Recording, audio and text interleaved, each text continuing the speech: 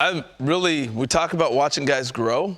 I love what this guy's been able to do. Jumped in the fire, didn't have a position with the Yankees, continued to just play wherever they want him at because he's really a shortstop by trade.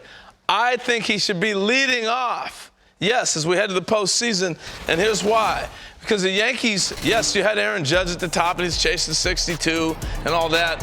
And like I talked about, they put him all over the diamond. He's been able to do all the different things. I got even more plans for him defensively, but we'll stick to the offensive side because he's really come in and done so many things. But I think if I'm looking at the lineup for the Yankees, what guys can do what? He can steal bags for you. He's going to put pressure on you. He snatched third right there. He can steal second. He'll steal third again with a left-handed hitter.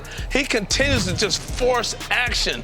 And then on the plate, he's got a little power. Switch hitter from both sides of the plate. You cripple count on him. Look at the crowd going nuts here.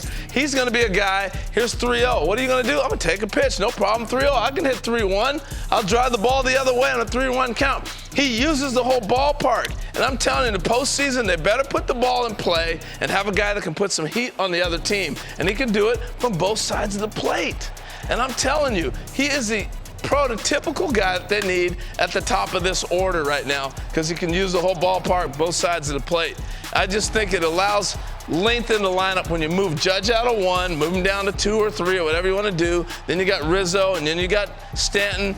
It allows some length. But when you're putting this guy 6th, 7th, or 8th, that is a waste of his tools because by the time you get down to him, he's not able to affect the game like he's possible to do at the top. In the postseason, if they have him running, it's going to take the bat out of guys' hands. Well, let me ask you this. If Andrew Benintendi can come back and he's eyeing a return for the postseason, I still want this kid leading off.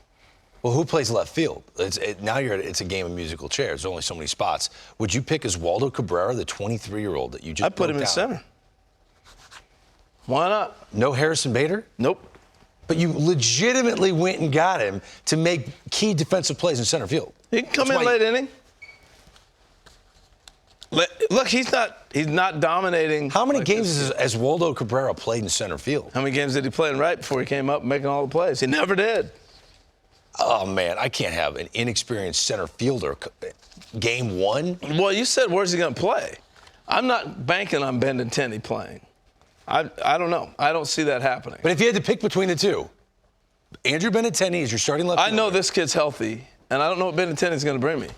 Yes, Benintendi has the experience that you're looking for and all that. I'm telling you, they're going to overlook this kid. All right, what about who's Josh really the Donaldson? catalyst for this club right now? So what you're saying is they have to find a spot for him. He has to play.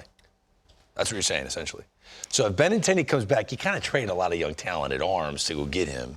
And he's hitting over 300 on the year before the wrist injury. If he comes back, he's got to play. Would you put Cabrera Does he have to play? You're saying he has to play. Yeah. I'm saying Benintendi plays if he's at his level. If I don't know what I'm getting from Benintendi, I'm not throwing him out there.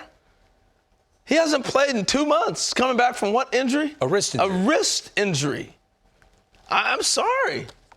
If he says, I feel good enough to play, are you playing Andrew Benintendi or Oswaldo Cabrera in left field? I'm going to play Cabrera because I would need to see some at-bats out of Benintendi before I would make that decision. Listen, and it would have to be more than just watching him hit in the cage. I would need to see game-type conditions.